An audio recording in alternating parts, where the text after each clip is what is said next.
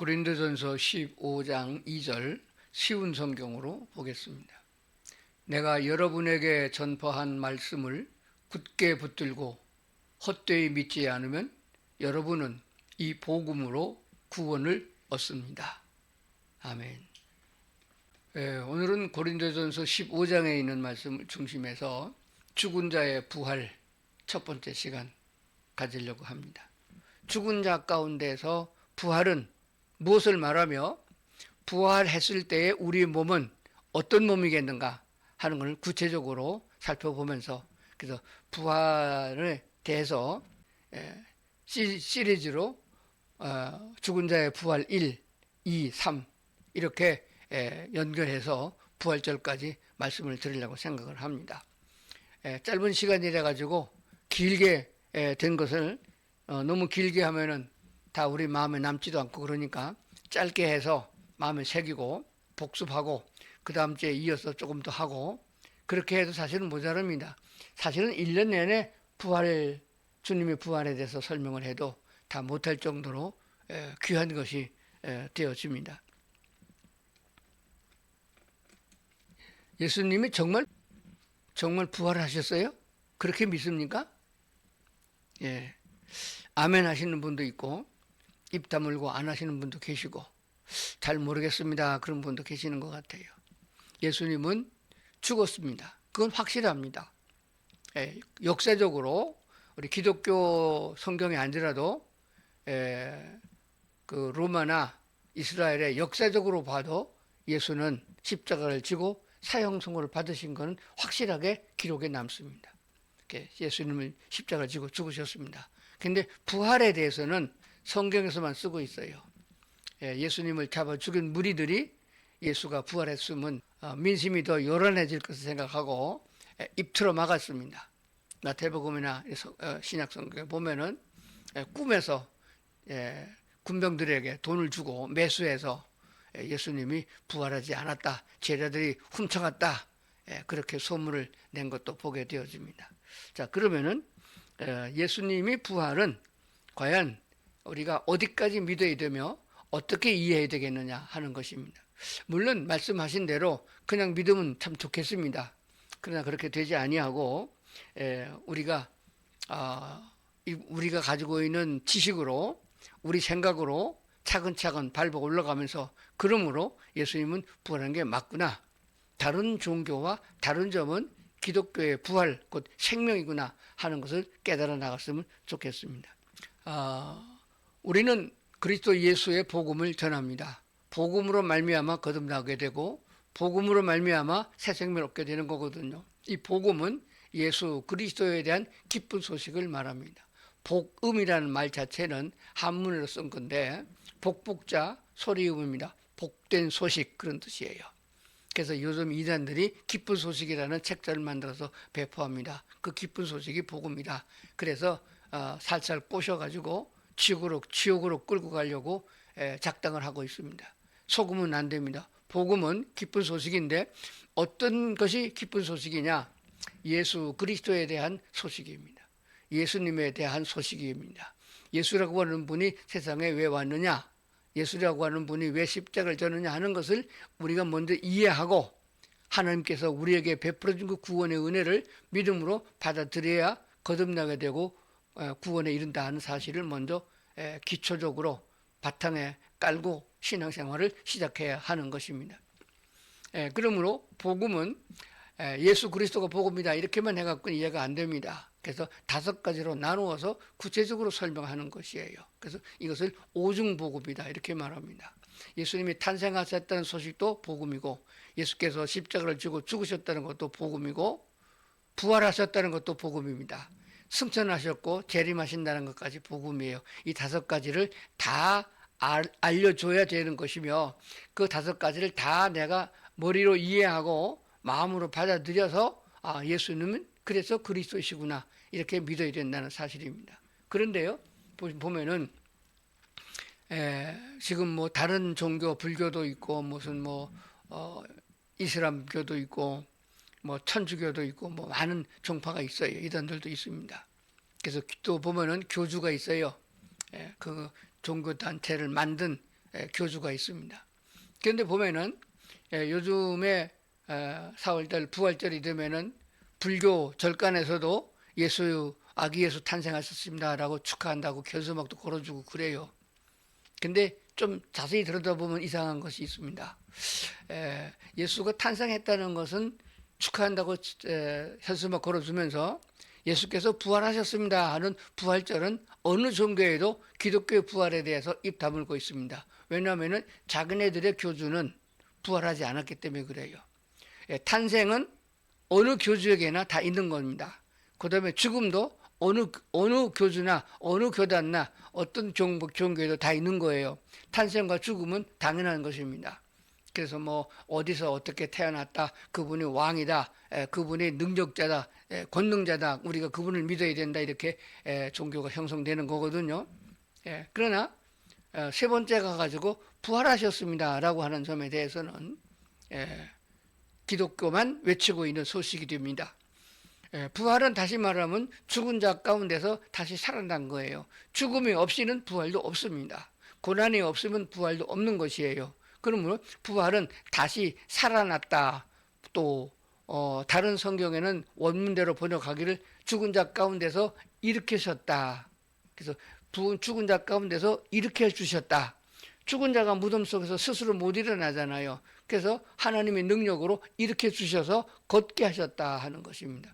그래서 걸을 수 없는 사람을 우리 옛날 말로는 안전병이라고 그러죠. 지체장애자입니다. 걸을 수 없는 자들을 예수님께서 걷게 해주신 것도 부활의 하나의 징표가 되는 줄로 믿습니다.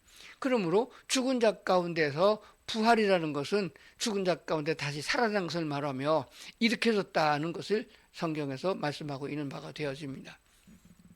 그런데 이 부활에 대한 것들은 죽은 자 가운데서 다시 살아난 것은 가끔 가다가 그런 소식을 듣습니다. 성경에서도 그래야 예수님께서 실제로 죽었던 사람을 살리셨습니다. 3번 살리셨어요. 마지막에는 죽어서 장사를 지내서 중동 지역에는 뭐 24시간만 되면 시체가 썩기 시작하잖아요. 그래서 사흘 된 나사로를 살렸던 적이 있습니다. 그렇게 죽었던 사람을 살린 것과 예수님의 부활은 종류가 다릅니다.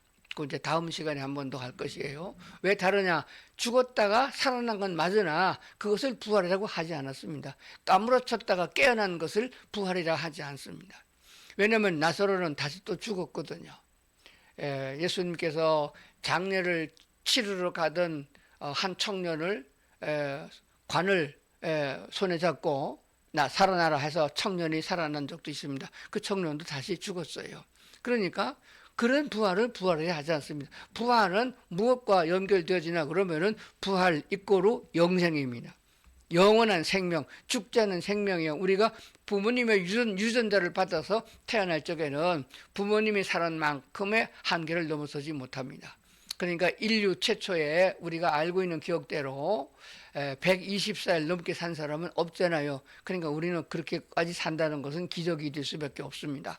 그러나 구약 성경으로 거슬러 올라가게 되면은 500살, 700살, 900살 넘게 사는 사람들 있어요. 그것은 무엇을 의미하고 있느냐? 부활의 한 때에 그와 같은 일이 있을 것을 예고하고 있습니다. 그러므로 부활되어져서 살아가는 삶을 그냥 천국에서 영원히 산다고만 생각하는 게 아니라 천년 왕국에서 천년 동안 우리 육체를 가지고 살다가 그게 구약 성경의 이스라엘 백성들이 고대의 유대인들이 900세를 넘게 살았던 것을 가르쳐주는 예표가 되는 것입니다. 그런 후에 하나님의 절대적인 권능으로 우리 모든 그리스도인들이 예수 믿고 거듭난 성도들이 천국으로 옮겨져서 그곳에서 영원토록 다시는 배신이나 다시는 죽음이 없는 그런 영원한 곳에서 살게 한다는 것이 마지막 소망이 되어주는 줄 믿습니다. 우리는 그날을 아주 오래전 뭐 2000년 전, 3000년 전 뭐 그렇게 따지는데 하나님이 보시기에는 그분은 죽음이 없는 분이기 때문에 영원한 분이기 때문에 천년을 하루같이 보신다. 이렇게 말씀한 걸 보게 돼요. 우리는 천년을 감도 못 잡잖아요. 10년 후에 뭐가 어떻게 일어날지 모르는 그런 가운데 있으면서 천년을 내다보기는 어렵습니다. 그러나 하나님은 죽지 않고 영원히 사는 분이기 때문에 그분이 창세기 에덴 동산에부터 계시록 마지막 심판까지를 작정하시고 계획하시고 섭리하시고 인도하심으로 말미암아 완성되어진 천국에서는 우리가 주와 같을 것을 성경이 말씀하시고 있는 줄로 믿습니다. 그러므로 부활하신 후에 그분은 어디 가셨느냐, 왜 지금 우리 눈에 안 보이냐, 그런 분들이 계세요. 하늘나라로 우리가 가야 될 천국으로 먼저 가셔서 우리가 살아야 될 집을, 우리나라 인간으로 말하면 우리 육안으로 보는 바 우리가 사는 집을 마련하고, 얼마나 좋은 집이냐 하는 것도 다음 시간에 한번 말씀드리겠습니다. 지금 우리 대한민국에서는 좋은 집 그러면은 70평이 넘는 아파트, 강남의 아파트 그렇게 치는데, 그걸 가지고 천국이라고 하지 않습니다.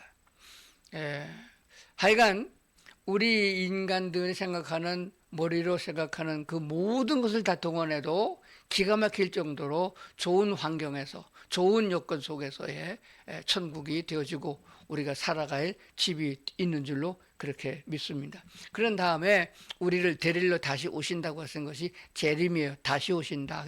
초림은 성탄절 우리가 기억하시죠?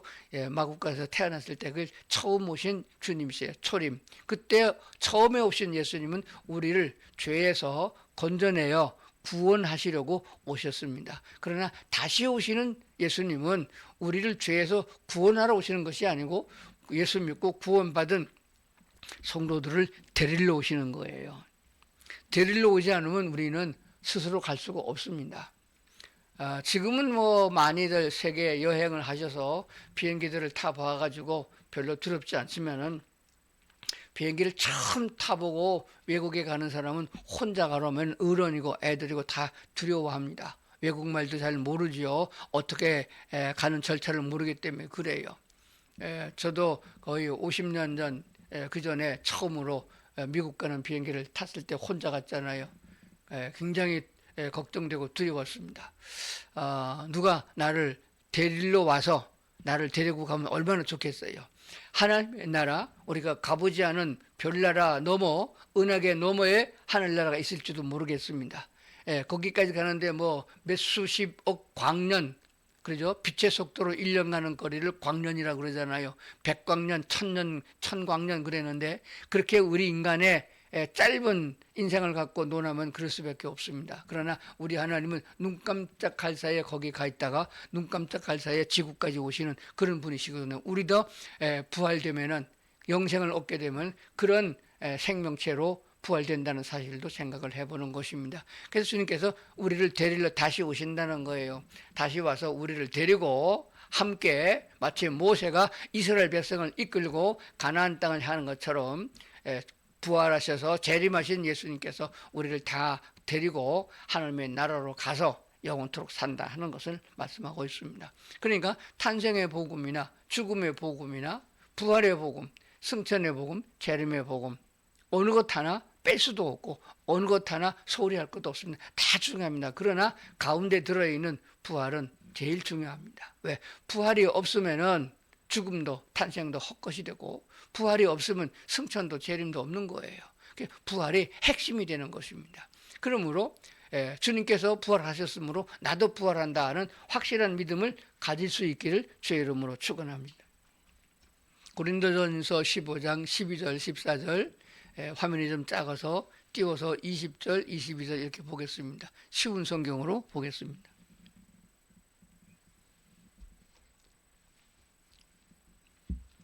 12절입니다. 그리스도께서 죽은 자들 가운데서 다시 살아나셨다고 우리가 전파하는데, 여러분 중에서 죽은 자들의 부활이 없다고 말하는 사람이 있는 것은 어찌된 일입니까? 죽은 자들의 부활이 없다면 그리스도께서도 다시 살아나지 못하셨을 것입니다. 14절, 그리고 그리스도께서 다시 살아나지 못하셨다면 우리가 전파한 복음도 헛되며 여러분의 믿음도 헛될 것입니다. 그러나 이제 그리스도께서는 죽은 자들 가운데서 다시 살아나 잠자는 자들의 첫 열매가 되셨습니다. 여기서 잠자는 자들은 예수를 믿고 죽은 자를 말해요. 예수를 믿지 않고 죽은 사람은 그건 죽었다고 그러고, 잠잔다 하는 사람은 예수님을 구주로 영접해서 거듭난 성도들이 육체가 죽은 사람을 말합니다. 왜 잠잔다고 그러냐면 잠자는 사람은 깨우면 일어나잖아요. 다시 일어난다 그런 뜻이에요. 21절, 죽음이 한 사람을 통해서 온 것처럼 죽은 자들의 부활도 한 사람을 통해서 옵니다. 22절, 아담 안에서 모든 사람이 죽은 것 같이 그리스도 안에서 모든 사람이 생명을 얻게 됩니다. 죽음이 한 사람을 통해서 왔잖아요. 아담이 범죄함으로 그 죽음의 유전자가 지금까지 온 거예요. 그러나 또 다른 한 사람, 예수 그리스도께서 죽음의 모든 벌을, 죄를 등에 지고 십자가를 지시고 해결해 주셨습니다. 그리고 부활하셨기 때문에 그 부활하신 예수님 한 분으로 모든 사람이 생명을 얻게 된다 하는 것을 말씀하고 있습니다. 아담 안에서 모든 사람이 죽은 것 같이 그리스도 안에서 모든 사람이 생명을 얻게 됩니다. 중요한 것은 뭐냐 그러면은 하나님께서 구원의 통로로 열어주신 예수 그리스도를 믿고 그분을 나의 왕으로, 그분을 나의 제사장으로, 그분을 나의 선지자로 받아들여야만 구원의 반열에 서게 된다는 확실한 사실을 믿으셔야 합니다. 이 믿음은 어디서 생기냐 그러면은 어쩌다 한번 듣고 지나가서 생기는 건 아닙니다. 믿음은 들으면서 난다고 그랬습니다. 그래서 하나님의 말씀을 우리가 계속해서 듣고 또 듣고 하다 보면은 환경에 따라서 또는 세상의 시련을 통해서 하나님의 성령의 역사를 통하여 우리가 깨닫게 되고 믿게 되는 것입니다. 그러므로 잠시라도 주의 말씀을 떠나지 않도록 말씀 안에서 살아가는 성도들이 되어야 할 줄로 그렇게 믿습니다. 부활은 그냥 육체가 죽어 땅에 묻었다가 다시 잠깐 살아나는 게 아니고 영원히 사는 생명을 같이 얻는 것이에요. 그러므로 영원하신 하나님과 같은 레벨에 올라간다 그 말입니다. 여호와 하나님이라 일컫는 그 하나님도 죽지 않고 영원히 살고 우리도 영원히 살게 되는 생명을 얻게 되는 것이에요. 출애굽기 3장 6절, 이스라엘 백성을 애굽에서 인도하여 가나안 땅으로 들여보낸 그 출애굽기가 됩니다. 나는 내 조상의 하나님이니 아브라함의 하나님, 이삭의 하나님, 야곱의 하나님이라 이렇게 말씀하셨어요. 누가 너를 보내서 그 자기 백성 이스라엘 백성을 인도하라고 했느냐? 우리 조상의 하나님, 아브라함의 하나님, 이삭의 하나님, 야곱의 하나님이시다 그랬습니다. 그 말은 아브라함 시대에도 하나님이시고 죽지 않으시니까 이삭 시대에도 하나님이시고 야곱 시대에도 하나님이시다. 지금 2026년 이 시대에도 우리 하나님 되신다 그런 말이에요. 그러니까 하나님은 늙지 않고 죽지 않고 영원하신 하나님이셔요. 그래서 이방 사람이 말하는 대로 예수 믿는 사람들은 족보도 없는 놈이냐라고 비난하는 사람을 제가 봤는데 이 진리를 알지 못하면은 그런 말이 나올 수밖에 없어요. 아버지가 하나님을 아버지라고 불렀으면 아들은 할아버지라고 불러야 맞잖아요. 그러나 그렇지 않습니다. 우리는 유한한 세대에 살고 있고 하나님은 무한하신 영원한 세대에 살고 계십니다. 그러니까 언제나 하나님은 그 하나님이세요. 그래서 아버지도 할아버지도 손자도 그 밑에 증손자도 다 똑같이 하나님을 아버지라고 부르는 것은 맞다는 것이 되어집니다. 여호와 하나님은 영원히 살아계시고 존재하시는 영존하신 하나님이시다라고 말씀하셨습니다. 다른 신은 무덤을 갖고 있어요. 다 무덤이 있습니다. 죽었다는 얘기예요. 안 살아난다는 거예요. 불교 같은 경우에는 사람이 살았을 때 욕심을 많이 부리고 죽으면은 다시 태어날 때 돼지로 태어나고 그런 건 성경에 없어요. 그럼 돼지고기 절대 먹으면 안 되죠. 살았을 적에 죽으라 하고 일만 하고 그리고 죽었다가 다시 태어날 때는 소로 태어난다 그럽니다. 그럼 소고기 먹으면 안 돼요. 그 조상 할아버지, 증조할아버지 살 뜯어 먹는 거잖아요. 그래서 불교에는 고기를 못 먹게 하는 이유도 거기 있다고 그래요. 그러나 그렇게 되어지는 것은 아닙니다. 소는 소고 돼지는 돼지고 사람은 사람입니다. 그런데 우리 사람들은 하나님의 형상대로 지음을 받았기 때문에 그것을 우리가 잃어버렸기 때문에 회복되어지게 하시는 것이 하나님이셔요. 원상으로 회복하는 기능을 우리에게 주셨다고 말입니다. 하나님의 영이 임하면은 우리가 처음 사람 아담과 하와 같은 위치로 올라가서 영원히 살게 된다는 것을 말씀하고 있습니다. 그래서 먼저 생각할 것은 여호와 하나님은 우리 하나님이신데 다른 사람이 말하는 다른 종교나 다른 신들이 믿는 그런 신은 아니다라고 분명히 금을 그어야 됩니다. 그렇지 않으면은 똑같아요. 우리 원래 애국가를 작사하신 분은 하나님이 보호하십니다. 하나밖에 없는 하나님이란 뜻이에요. 우리 기독교 하나님을 말합니다. 그런데 지금 그것을 하느님이라고 부르잖아요. 하늘님. 하늘 종교도 있어요.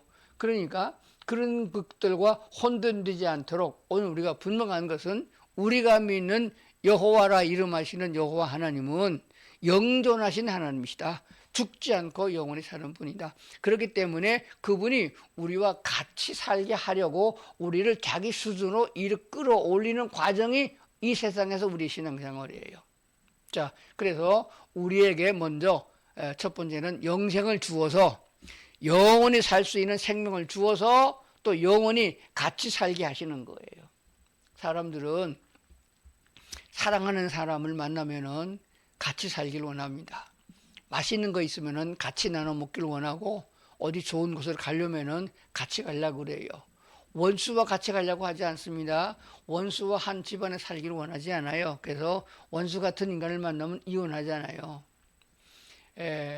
하나님은 사랑의 원천이시고 우리를 사랑하사 자기 생명을 내놓고 바꾸어서 자기 생명과 바꾸어 우리를 값주고 사서 영생을 주어서 뭐하게? 어디다 쓰게? 노예로 부려먹기 위해서 우리를 값주고 산 게 아니에요.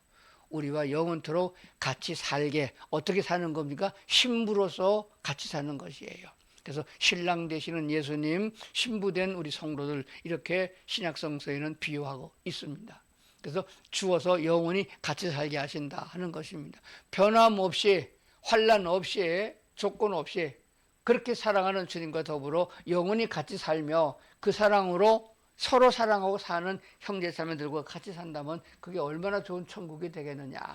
강대국에 그저 폭격을 때려 부어서 아주 아무것도 모르는 서민들을 죽이고 생지옥으로 만드는 이런 전쟁도 없을 거고, 너만 잘 먹고 나는 굶어 죽어야 되는 이런 비참한 경제 자본주의 시대도 없는 것이고, 질병에 시달리고 병균에 시달리고 홍수에 시달리고 이런 자연재해에 시달리는 것도 없는, 그야말로 낙원에 우리가 가서 영원히 살게 하신다 하는 것이 하나님의 구원의 계획이고 완성이 되는 줄로 믿습니다. 이것은 어디부터 이어지냐 그렇다면 두 번째, 죄사함과 거듭남이 있어야 되는 거예요. 죄를 사함이 없이는 지옥밖에 못 갑니다. 죄는 사면하지 않으면 죄값을 치르게 돼 있어요. 죄와 벌이라는 소설 보셨나요? 죄는 반드시 끝까지 따라갑니다. 그래서 결국 어디 끌고 가냐? 죄의 결과는 사형이잖아요. 사형 온도를 내리고 사형 집행하잖아요. 그래서 사탄은 죄의 값으로 우리를 끌고 지옥까지 가는 거예요. 그래서 그건 끝장이 나는 겁니다. 그래서 죄를 사하면은 그 다음에는 거듭남이 있어야 돼요. 다시 태어남이 있어야 영생의 세계에 들어가잖아요. 그래서 죄사함과 영생, 이건 반드시 한데 붙어 있는 것이 되어집니다. 영생만 주는 게 아니에요. 이 죄성을 갖고 인간에게 천살 만살 살게 하면요, 세상이 얼마나 악하게 되겠어요. 요즘에 왕과 같이 산 남자, 왕의 남자라는 영화가 많이 유행하고 많이 관람을 한다고 해요. 저는 아직 못 봤는데, 그 영화는 단종에 대한 비화를 영화로 엮은 거예요. 왕을 서로 해먹겠다고 단종을 죽인, 비참하게 죽였고 그의 시신을 거두어준 충신에 대한 이야기를 써주고 있습니다. 나중에 단종도 살아나고 그를 죽인 세조도 살아나고 그를 함께 동의했던 그런 완악한 왕에게 붙어서 빌붙어서 아부를 부렸던 인간들 다 살아나가지고 같이 산다 그러면 어떻게 되겠어요? 그야말로 뒤죽박죽 엉망진창이 되지 않겠습니까? 죄사함을 받고 그 그리고 그 다음에는 반드시 거듭남의 생명을 얻어야 되는 거예요. 거듭나서 태어나는 생명을 얻어야 됩니다. 생명은 이렇게 선물 주시기는 주는 게 아니에요. 우리가 생명을 어디서 얻습니까? 생명은 돈 주고 사거나 어디 가서 얻어오는 게 아니에요. 부모가 너를 낳아야 되는 겁니다.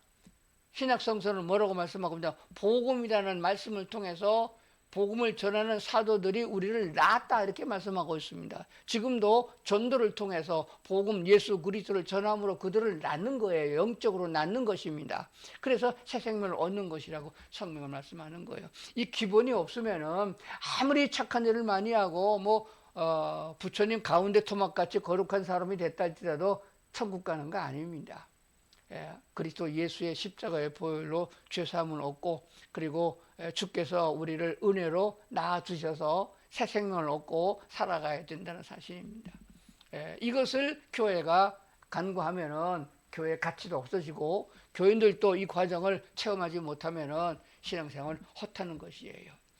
그러므로 인하여 이런 것들은 사람의 노력과 애씀으로 얻어지는 게 아닙니다. 연구하고 그리고 고행을 하고 별짓을 다 해도 아무리 착한 일을 많이 하고 머리털만큼 작은 죄도 지은 일이 없도록 다 낱낱이 회개한다고 되는 것도 아닙니다. 그럼 어떻게 되냐? 세 번째, 하나님이 다 이루셨습니다.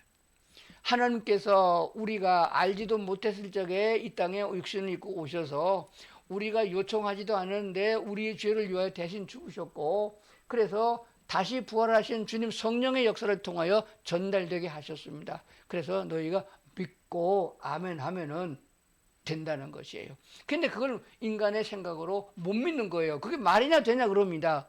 아니 100년도 못 사는 인간의 주제에 그 작은 아둔한 머리통을 가지고 그게 말이나 되냐 하면 되겠어요. 지금 사람끼리도 지금 말도 안 통하고 말도 안 되는 사람 얼마나 많아요. 저게 인간이냐 늑대지 저게 인간이냐 저게 사람이냐 그런 사람 많잖아요.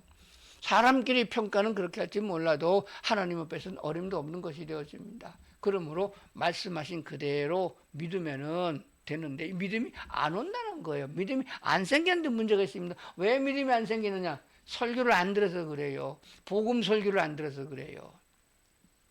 분명하게 말씀하기를 로마서에서는 믿음은 들음에서 난다. 들음은 하나님의 말씀에서 온다 이렇게 하고 있습니다. 그래서 우리 세상에 지금 믿을 만한 교회도 없고 제대로 가르쳐주는 스승도 없고 하니까 그럼 어쩌라는 말인가? 지금 번역 성경이 많이 나와요. 쉬운 성경 보면은 특별한 설교 없어도 잘 이해가 됩니다. 성경 그 쉬운 성경 또는 킹 제임스 번역 성경 우리가 갖고 있는 개역 개정판 성경 또 영어 성경 많이 있습니다. 몇 권 사서 이것도 읽어보고 저것도 읽어보고 성경을 자꾸 읽으면서 말씀 속에 젖어 살면은 믿음이 저절로 오게 돼 있습니다. 그래서 이 믿음이 어느 날 갑자기 와지는 것이 아니고 수학 공식처럼 주어지는 게 아닙니다. 환난 속에서 깨달음이 오고 중환자실에 들어갔다 나옴으로 깨닫게 되는 거예요. 그러므로 어떤 경우에는 환난과 고통과 괴로움이 질병의 고통이 세상에서 억울함을 당하는 것이 때로는 예수님을 만나는 지름길이 될 수도 있습니다. 그래서 원망과 불평보다는 하나님의 나를 보고 계신다는 사실을 믿고 말씀 속에서 믿음을 키워나가서 아멘하고 믿으심으로 예수님을 영접하게 되면은 그때부터 성령께서 나를 이끄십니다. 내가 예수를 안 믿겠다고 떠밀어도 주님은 나를 붙잡고 안 놔줘요.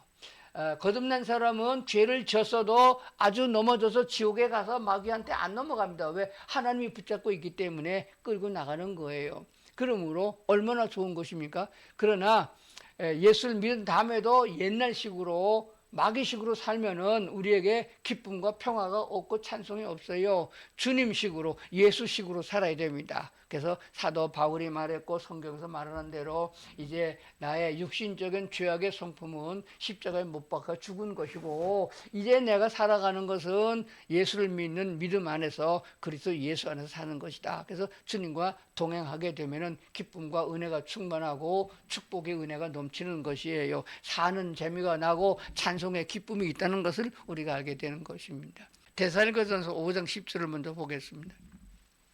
예수께서 우리를 위하여 죽으사 우리로 하여금 깨어있든지 자든지 그러니까 살아있든지 육체가 죽어서 땅에 묻든지 상관없이 자기와 함께 살게 하려 하셨느니라.